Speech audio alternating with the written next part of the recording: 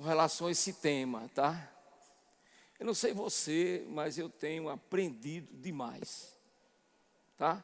Hoje eu tenho uma mentalidade completamente diferente a respeito da mesa, tá? Como eu tinha. Hoje de manhã eu sentei na mesa, eu disse, meu Deus do céu, a presença de Deus está aqui. E nós, lá em casa, nós temos 3 mesas, né? Tomamos café, eu e Silvana, Tarcísio Filho, na mesa da cozinha. Nós almoçamos na mesa da sala e jantamos na mesa do terraço, não é isso, Silvana? Vendo essa paisagem toda maravilhosa de Campina Grande. Mas assim, existem momentos maravilhosos, porque o conhecimento da palavra, né, veio realmente a nos trazer discernimento da mesa.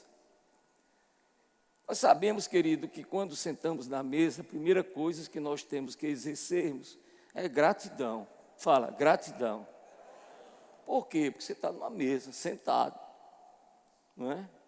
E a Bíblia diz, onde 2 ou 3 estiver reunido em meu nome, eu ali estarei. Então a presença de Jesus é certa ali. E quando o alimento chega e você dá graças àquele alimento, abençoa aquele alimento, você reconhece que aquele alimento está ali. Porque Deus tem ajudado você, eu tenho nos ajudado todos os dias. Posso ouvir um amém? E eu queria confessar outra coisa, rapaz, eu estava pensando assim, só pensando, viu? Rapaz, eu queria que Deus não me chamasse para esse tema, não. Daqui a pouco você vai saber por quê, né? Mas parece que quando eu penso assim, ele lê meu pensamento e fala, alô, Aceso, ó. Eu digo, mas Jesus, ele disse, você tem que ir. Por quê? Porque hoje ele colocou no meu coração uma oportunidade de a gente lembrar experiências na mesa. Como foram as suas experiências nas mesas, ou na mesa? Quando eu digo nas mesas, é porque anteriormente você tinha a participação na mesa da casa do seu pai, e hoje você tem experiência na sua casa, não é? Eu, graças a Deus, Tadeu está aqui, Tassiana também, somos irmãos, nós tivemos experiência na casa do nosso pai, nós temos experiência na nossa casa, eu e Silvana, e já tivemos experiência na casa dos nossos filhos, né? Que são experiências diferentes.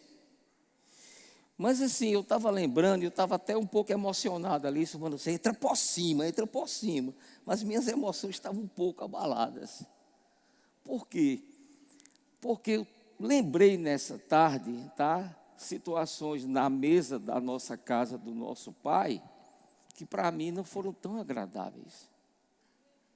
E deixaram algo marcante. Ao ponto, em algumas situações, eu pude chegar à seguinte conclusão. Rapaz, eu não quero nunca chegar a um casamento. Porque situações que eu evidenciei aqui, jamais eu queria evidenciar na minha casa. Não estou desfazendo.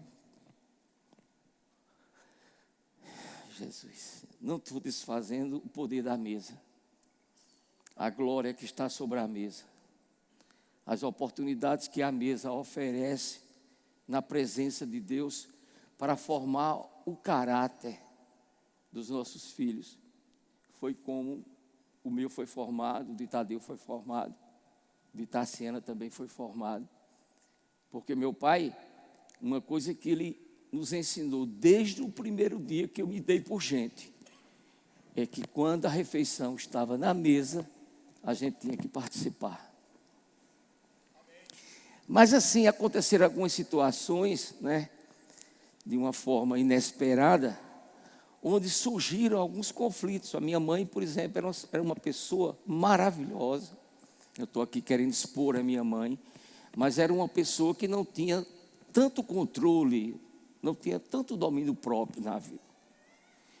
Então, em várias situações, ela demonstrava aquele descontrole na mesa. E aquilo me abalava demais. Mas uma coisa que nunca saiu da minha mente foi a capacidade que meu pai sempre demonstrou em tentar apaziguar a situação, em tentar chamar o controle para ele e dizer, óbvio, assim, assim, óbvio.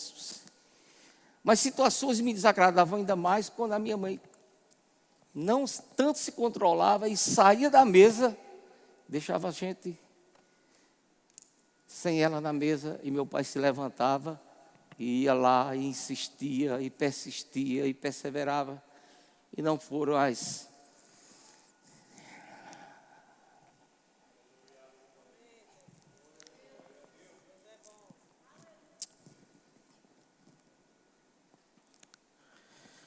Não foram todas as situações que ele conseguiu trazer para a mesa. Poxa, por que você está dizendo isso? Porque eu estou falando de experiências na mesa. Como têm sido as suas experiências? Nós já tivemos maravilhosas ministrações a respeito.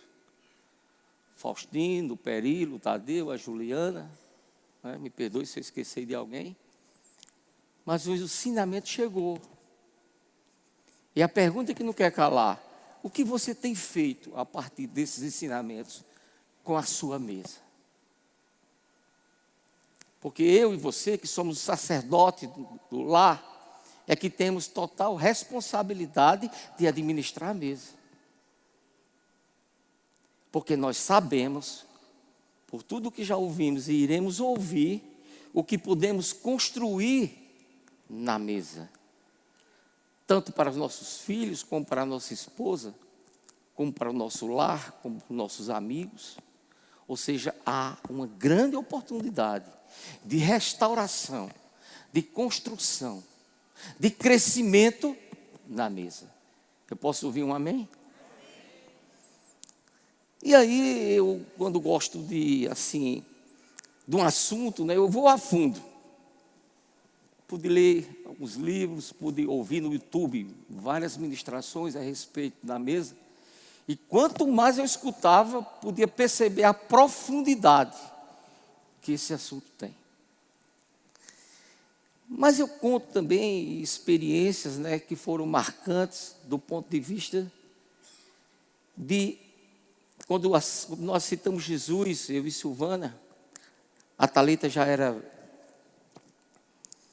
tinha nascido, e eu lembro de uma situação onde ela chegou, né, do colégio, e estava chorando muito no carro. Minha filha, por que você está chorando? Não, pai, eu não sei, eu já está chorando. Chegou em casa, na hora do almoço, ele parou o carro, ela foi para o quarto, trancou o quarto, e eu fui lá, minha filha, o que é que está acontecendo? Não, pai, não, o que foi, vamos almoçar? Não vou não.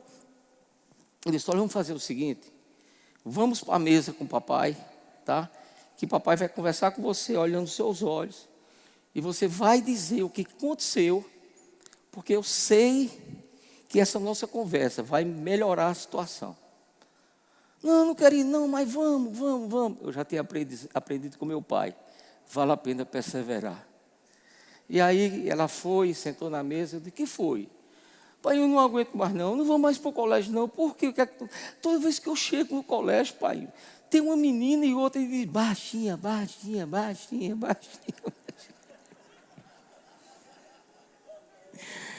E naquela mesa, olhando para ela, eu disse assim, meu Deus do céu, o que é que eu faço? O que é que eu digo? Porque baixinha ela é. Mas, querido, eu estava lembrando isso hoje à tarde e vendo que o poder da mesa, ou na mesa, ou de Deus, já estava lá. Eu disse assim, minha filha, olhe, saiu de repente, o Espírito Santo me ensinou. Olhe, quando as pessoas estão chateando você, é porque tem alguma coisa em você que elas não têm. E aí ela olhou para mim e disse, pai, o que é que eu tenho e ela não tem? Eu disse, é bom que você pergunte a ela. Eu não vou perguntar, não. Pergunte. Não vou perguntar, não. Mas tem outra coisa para você fazer. Pai, então em chocolate. E você amanhã vai dar um chocolate de presente para cada um. Não, pai, vou não. Por favor, filha, é uma experiência só. Tá, eu vou. Olha o poder na mesa.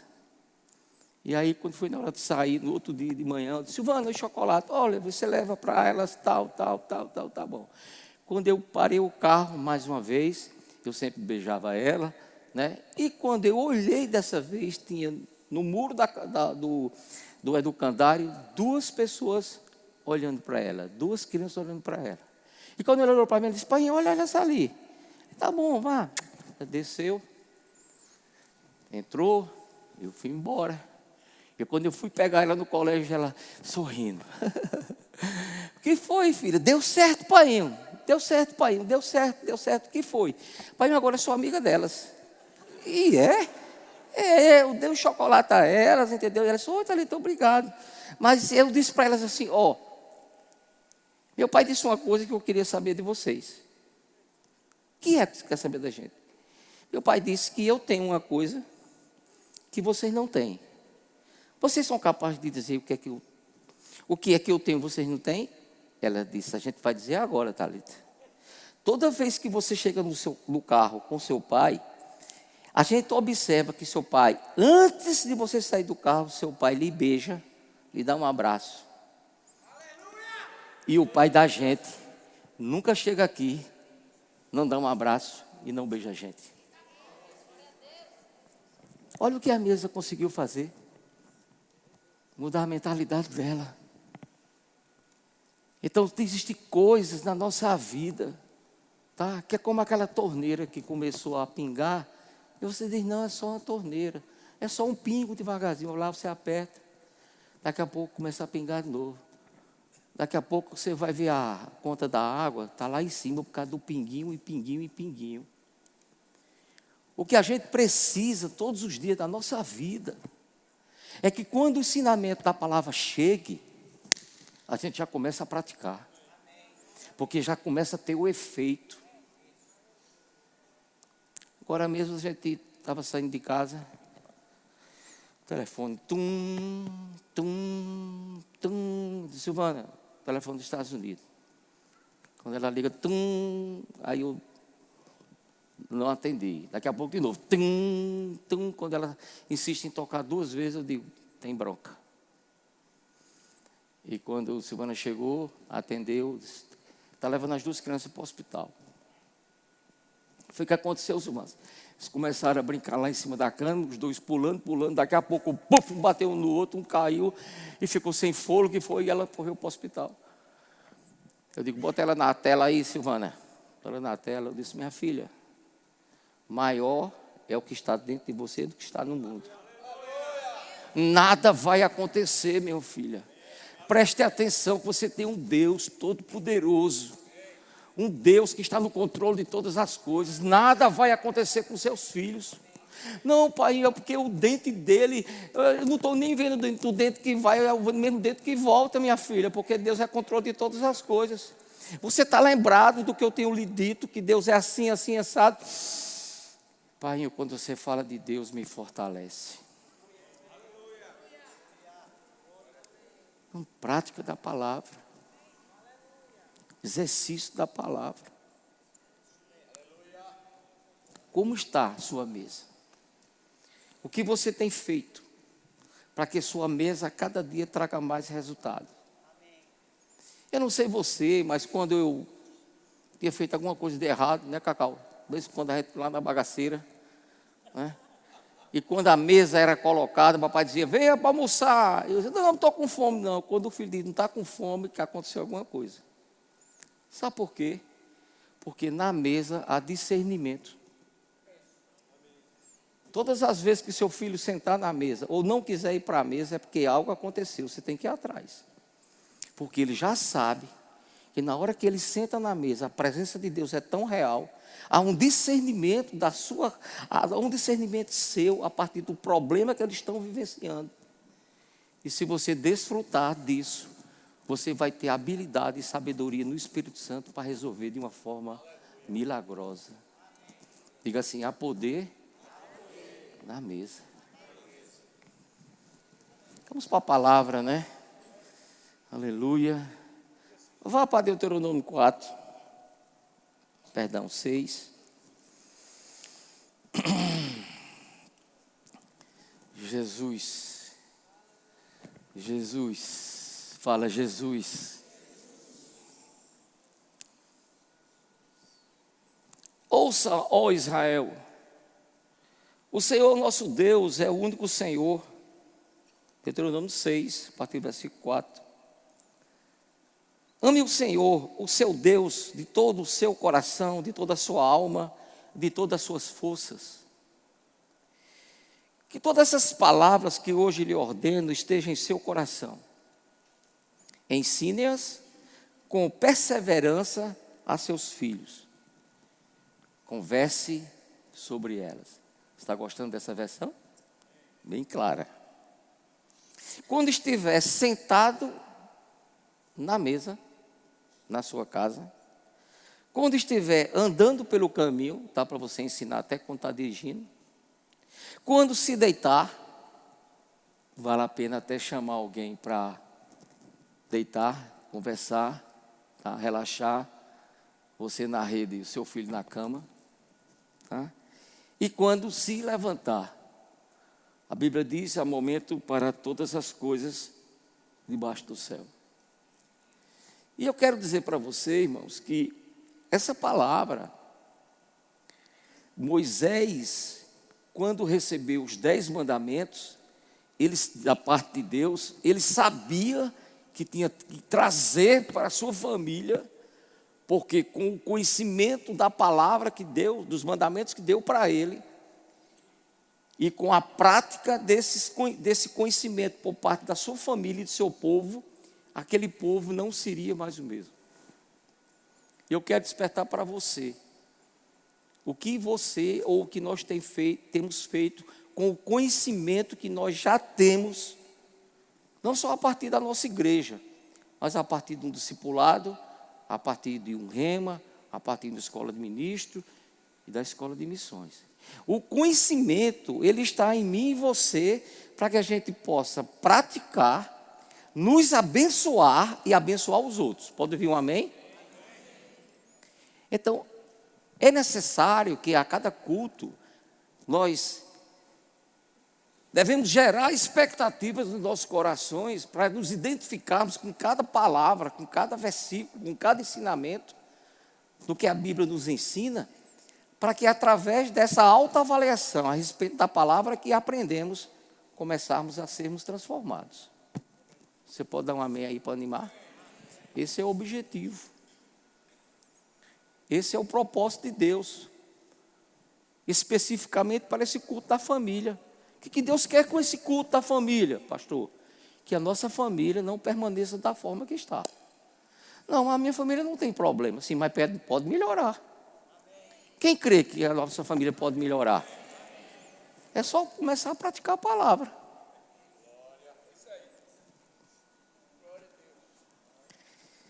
Eu vou falar alguma coisa que eu vi num livro aqui, que eu achei interessante. Ele disse assim, ó, as palavras que Moisés acaba de mencionar nesta passagem são o que conhecemos como base dos 10 mandamentos. Parafraseando o texto para que ele reflita nosso estilo de vida no século 21. Moisés está dizendo que os mandamentos de Deus edificam o nosso caráter.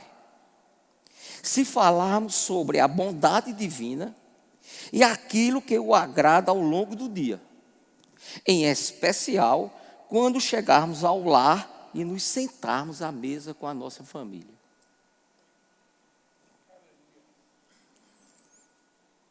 Diga a mesa. É lugar de restauração.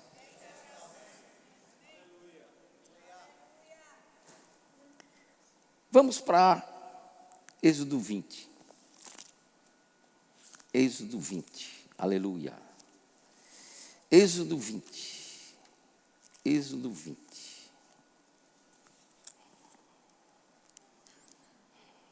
Se você parar para pensar a respeito dos 10 mandamentos, esses 10 mandamentos lidam com 3 categorias muito práticas de relacionamentos. Tá? Gostei demais disso, estudando sobre isso. O primeiro, o segundo e o terceiro mandamento falam de nosso relacionamento com Deus. E a pergunta que não quer calar: como está o nosso relacionamento com Deus? Em que nível de intimidade nós temos diariamente com Deus? E por que não aprofundar mais com o Espírito Santo? Que está? Como está?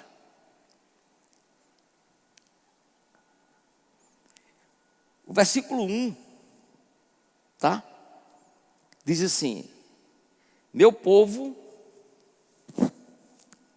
eu, o Senhor, sou seu Deus, eu o tirei do Egito, a terra onde você era escravo. Todos nós éramos escravos, viu, irmãos?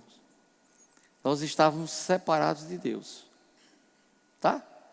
Nós estávamos no império das trevas e fomos transportados para o reino do Filho do seu amor. Amém? Não adore, a partir do versículo 3, diz assim, ó: não adore outros deuses, adore somente a mim. Deus valoriza o compromisso com Ele. Não, pastor, eu não tenho nenhum tipo de ídolo de adoração, não. Sim, mas quando você dá uma maior atenção a qualquer outra coisa, em vez de Deus, você está tirando o foco de Deus e colocando em outra situação. Tem gente que dá atenção muito mais ao cachorro do que a Deus. Porque diariamente ele vive muito mais para o cachorro do que para a palavra, do que para a oração.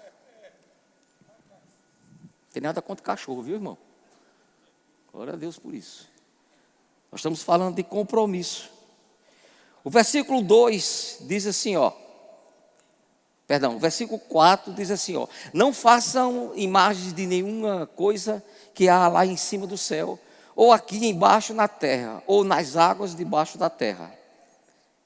Resumindo, não farás para ti nenhum ídolo. Deus valoriza a autenticidade. Sabia? Quem é que você realmente tem como o seu foco, a sua confiança? Em quem você deposita a sua fé? A Bíblia diz: sem fé é impossível agradar a Deus. Não, mas nesse problema, rapaz, eu acho melhor falar com fulano, porque fulano tem mais condição de resolver. Tem não. Deus deve estar em primeiro lugar. Deus deve estar em primeiro plano para a gente buscar. Nós precisamos sermos autênticos com Deus. Buscar em primeiro lugar o reino de Deus e a sua justiça, e as demais coisas vos serão acrescentadas. Diga assim: eu sou autêntico para com Deus. Versículo 7, Êxodo 27, diz assim: não use o meu nome sem o respeito que ele merece, pois eu sou o Senhor, o Deus de vocês. O castigo aqueles, e castigo ou repreenda aqueles que desrespeitam o meu nome. Versículo 3, versículo 7, resumindo: não tomarás em vão o nome do Senhor teu Deus. Deus valoriza o respeito. Eita Jesus! Quando posso estar desrespeitando a Deus? Quando nós não estamos priorizando as coisas de Deus. Quando nós não temos um verdadeiro respeito ao que a palavra nos garante que ela é capaz de realizar. A igreja está calada. Dá um glória a Deus para animar aí. Agora vamos trazer para algo mais fácil de se entender onde eu quero chegar. Nós estamos falando de experiências na mesa. E a gente já entendeu aqui que as experiências na mesa, as oportunidades que teremos nas mesas né? Se a gente tiver a sabedoria de Deus, se a gente conhecer a palavra e praticar essa palavra, vamos ter o que a palavra nos promete. E Deus diz assim: filho meu, não te esqueças das minhas palavras, e o teu coração guarde os meus mandamentos. Você e eu só podemos guardar se conhecermos, se meditarmos na palavra. Porque eles, olha a resposta, aumentarão os teus dias e te acrescentarão anos de vida e paz. Olha o resultado de guardar a palavra. Olha o resultado de meditar na palavra. Mas assim, o que tem a ver uma coisa com a outra? Porque eu e você só podemos dar na mesa aquilo que temos. Irão surgir situações nas mesas, nas nossas mesas, muitas vezes mais complexas possíveis, que você diz assim: e agora? Mas se você tiver o conhecimento, tiver o respeito a Deus, tiver a fé em Deus, haverá solução para todas as coisas. Não te desamparem a benignidade e a fidelidade. Atas ao teu coração, escreve-as na tábua do teu coração. Precisa estar aqui dentro. E acharás graça e bom entendimento aos olhos de Deus e aos olhos do homem. Então, quando a circunstância chega, a gente precisa fazer alguma coisa. Precisa tomar alguma situação, precisa tomar alguma providência, precisa falar alguma coisa. Porque no reino espiritual tudo começa com a palavra que sairá da nossa boca. E se for a palavra de Deus, não sairá vazia, mas terá resultado. Nós estamos falando das experiências na mesa. Não, pastor, mas por enquanto está tudo bem lá em casa. Assim, mas o dia de amanhã, ninguém sabe o que pode chegar. E muitas vezes poderão ser apresentados e você tem que ir para a mesa, se alimentar. E talvez aquela pessoa que está passando por um problema vai sentar de frente de você. E você vai entender que existe uma graça suficiente, um poder suficiente naquela mesa para você ser instrumento de Deus para aquela pessoa. Quem está entendendo o poder da mesa? Você tem que pegar. Quando Deus coloca no coração do pastor, presidente, um tema aqui, é porque Deus conhece a nossa necessidade. E quando Deus, por conhecer a nossa necessidade, Ele já vem antes que as coisas aconteçam. Já vem nos preparando. Eu creio que nós teremos testemunhos aqui. Pastor, está lembrado daquele módulo falando sobre a mesa? Pastor, eu estava com um problema há tanto tempo, mas quando eu me sentei na mesa e chamei aquela pessoa, pastor, aconteceu exatamente o que as pessoas, os irmãos pregaram no púlpito. Quem pegou? Confia, queridos, no Senhor de todo o teu coração e não te estribe no teu próprio entendimento. Quando você estiver na mesa, saiba que você é limitado para aquilo que Deus quer realizar. A Bíblia diz: apresenta-te as tuas razões para que eu te possa justificar. Apresenta a Deus. Reconhece o Senhor em todos os seus caminhos e Ele endireitará as tuas veredas. Não sejas sábios aos teus próprios olhos. Eita, e agora, hein? Como é que eu vou fazer? O problema está na mesa. A situação está aqui. E agora, o que é que eu vou fazer? Não sejas sábios aos teus próprios olhos. Que a Bíblia diz: teme ao Senhor e aparta-te do mal. Nada vai acontecer, não. Deus está no controle.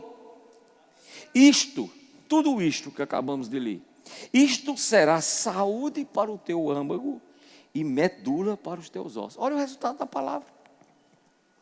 Quem crê aqui que se nós praticarmos a palavra, o que a palavra promete vai acontecer? Olha para o teu irmão e diz assim: mas é preciso praticar, irmão. O quarto mandamento Fala do nosso relacionamento com nós mesmos. Diz assim: lembra-te do dia de sábado para santificá-lo. Trabalharás 6 dias e nele farás todos os seus trabalhos. Mas o 7º dia é o sábado dedicado ao Senhor teu Deus. Nesse dia não farás trabalho algum. Diga assim: Deus está fraco. Deus valoriza o descanso.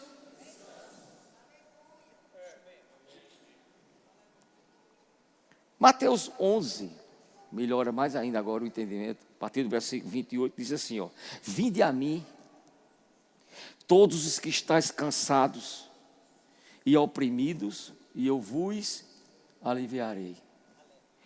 Onde você está buscando o descanso? Existem pessoas, irmãos, que passam o dia inteiro oprimido, estressado, não consegue dormir na noite seguinte, toma Rivotril para poder dormir, se acorda pior do que no dia anterior e não quer buscar a Deus. E para piorar, crentes, nós que estamos naquela sala ali, eu e Francimar, a gente encontra muitas situações delicadas. É assim, Francimar? Nós estamos na linha de frente ali. Nós conhecemos a realidade da igreja. Eu não estou aqui expondo alguém, mas estou falando para você o que é que acontece com as pessoas que não estão querendo obedecer a palavra. Tem pessoas que não conseguem mais. Eu não consigo mais sentar na mesa com meu marido, não, pastor. Ele não merece. Mesmo assim. Olha só onde é que está. Eu vi uma pesquisa, ouvi uma pesquisa, tá? Nos Estados Unidos, uma pregadora dos Estados Unidos, falando que o índice de divórcio, presta atenção a essa, o índice de divórcio nos Estados Unidos, atualmente, tá? Ela está nas mesmas proporções para pessoas que são cristãos e não cristãos. Diga misericórdia, diga. É desse jeito. Ou seja, as pessoas não estão recebendo a palavra e colocando em prática. Estão achando que a palavra, simplesmente porque foi pregada e a pessoa ouviu, vai fazer milagre. Não vai, não. Se não pregar, se não praticar, não vai, não. Se não obedecer os princípios, não vai fazer efeito. Nem em você, nem no seu cônjuge, nem nos seus filhos.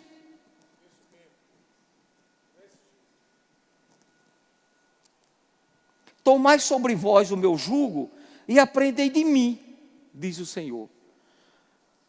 Porque eu sou manso e humilde de coração, e encontrareis descanso para as vossas almas. Diga assim: só há descanso para as minhas emoções em Deus. Mas me diga como é que busca esse descanso. Bota o joelho no chão, abençoado. Se achar que o joelho é pouco, bota a cara no chão. Se achar que é pouco, ore em línguas. Não, mas eu não estou passando por nenhum problema. E quem disse a você e a mim que eu tenho que orar somente quando estou com problema? Queridos, a oração é uma condição favorável de Deus para lhe preparar preventivamente. É porque a maioria da igreja acha que a oração só deve ser feita para correção ou para restauração. Diga assim: a oração vem para a prevenção.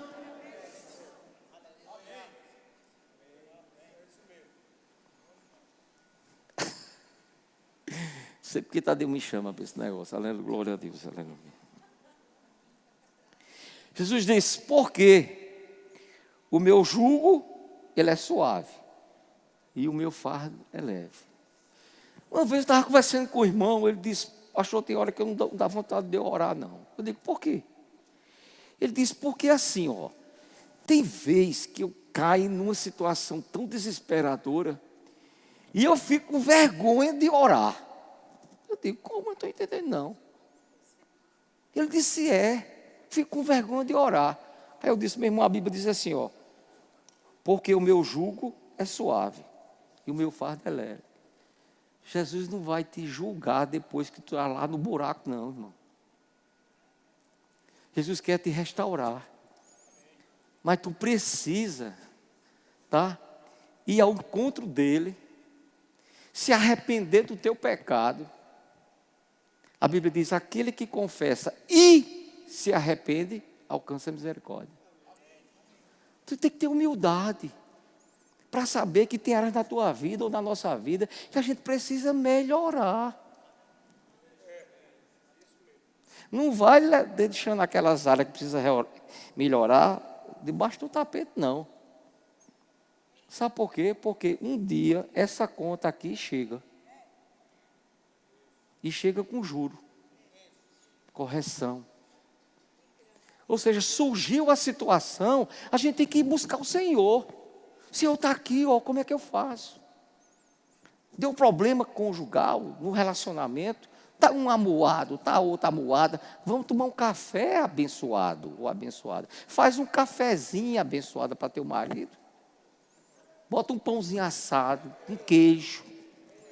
Tu vai ver como a situação muda. A mulher sábia é de ficar lá. A tola fica trombuda. Tem todo em trombuda, achando que é a dona da razão.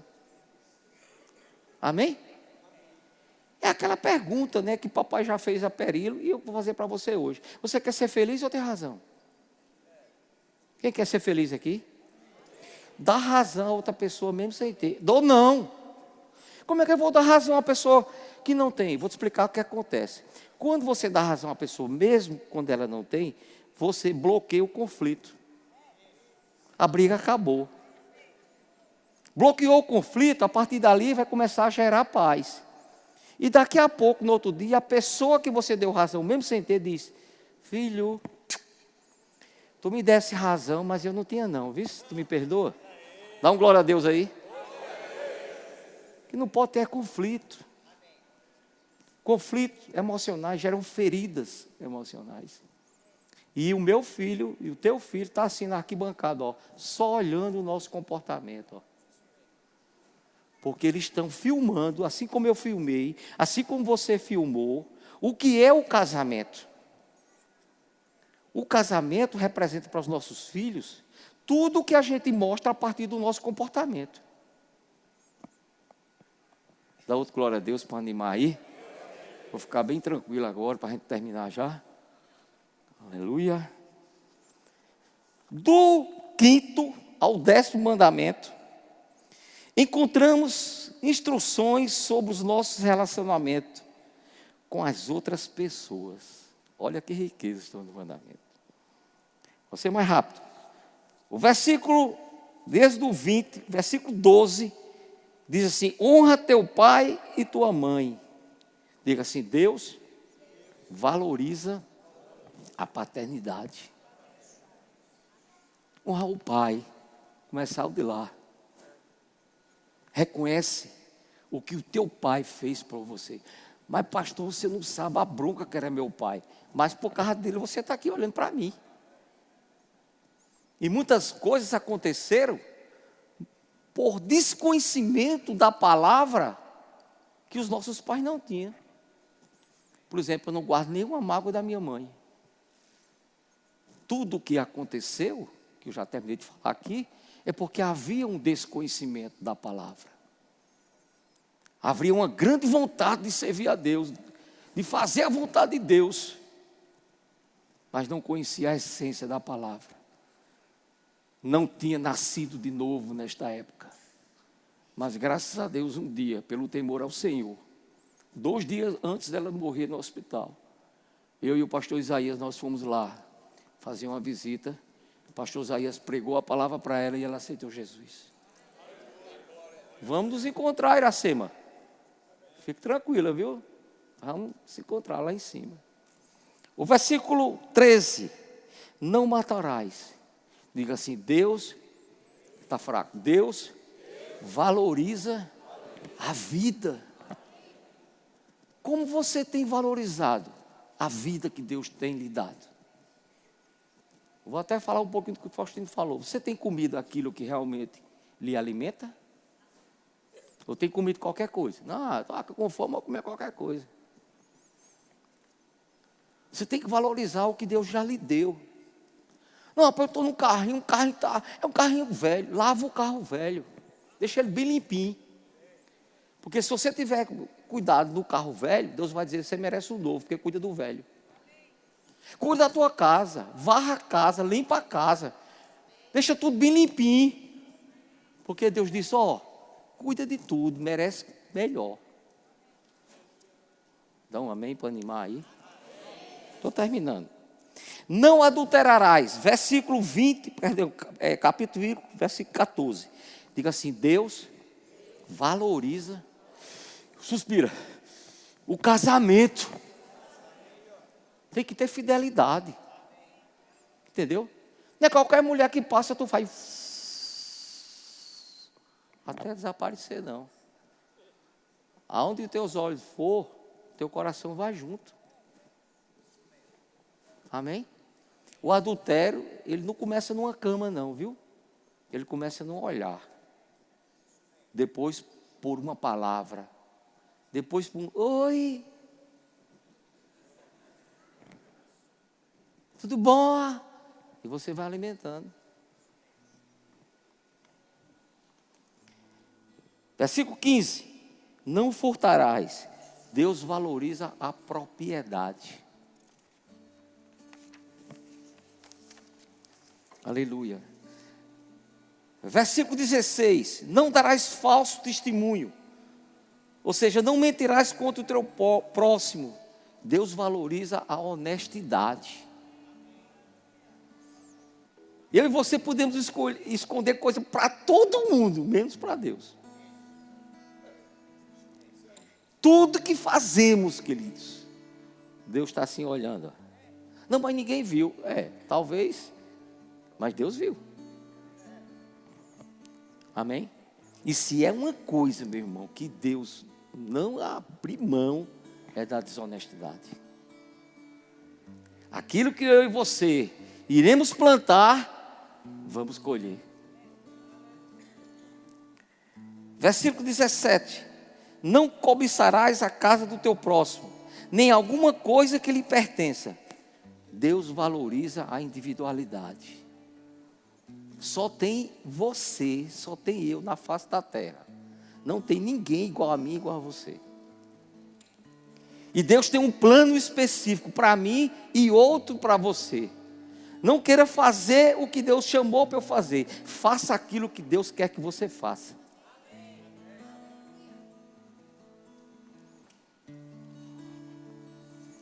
Rogo, pois, irmãos. Paulo falou: eu, prisioneiro do Senhor, que andeis como é digno da vocação com que foste chamado, com toda humildade e mansidão, com longanimidade, suportando-vos uns aos outros em amor. Tem hora na mesa, irmãos, que você e eu precisamos ficar calados. Temos que suportar algumas situações, tá? Muitas vezes até desfavoráveis, mas muitas vezes o não falar ensina muita coisa. Procurando guardar a unidade do Espírito pelo vínculo da paz. Nós estamos falando de ações, de atitudes na mesa, para com a nossa família, o nosso cônjuge, os nossos amigos, os nossos irmãos. Esses valores, todos que foram aqui contactados ou compartilhados, são a base para um bom caráter. Amém? Quando agimos em fé, quando temos um cuidado com a nossa vida espiritual e principalmente quando respeitamos os outros. Finalmente, a transmissão de valores e princípios, convicções e caráter não acontece quando apenas algumas refeições especiais são feitas com a família reunida durante o ano, mas com o esforço de repeti-la quantas vezes pudermos. Diálogos significativos que fortalecem o caráter devem acontecer regularmente durante uma vida de refeições compartilhadas. Glorificado e exaltado seja o nome do Senhor. Você aprendeu alguma coisa? Precisamos praticar, eu e você. Eu sei que Deus sempre abre oportunidades, né? Para que pessoas possam estar presentes, ou você que está aí assistindo pela internet. Oportunidade de nós refletirmos, fazermos uma autoavaliação do nosso comportamento, né? E pensar durante 15, 10 segundos. Onde eu posso melhorar? Quais são as atitudes que eu devo começar a praticar para trazer uma melhoria no relacionamento da minha família, dos nossos filhos, na mesa, que é o contexto. Se você não tem ainda Jesus, você que está aí também na televisão, ou você que está aqui, tá? Essa é uma oportunidade de você abrir o seu coração e dizer assim: Senhor, nesta noite, a partir da palavra, da tua palavra que foi compartilhada, eu quero entregar o meu coração a você. Tem alguém aqui que quer realmente entregar o seu coração a Jesus? Pastor, como é esse negócio de entregar o coração a Jesus? É você entender que a sua vida, assim como a minha, lá atrás, precisava de arrependimento. Que arrependimento era esse? Arrependimento daquelas obras mortas que estavam sendo praticadas. Porque aquele que se arrepende diante de Deus alcança a misericórdia.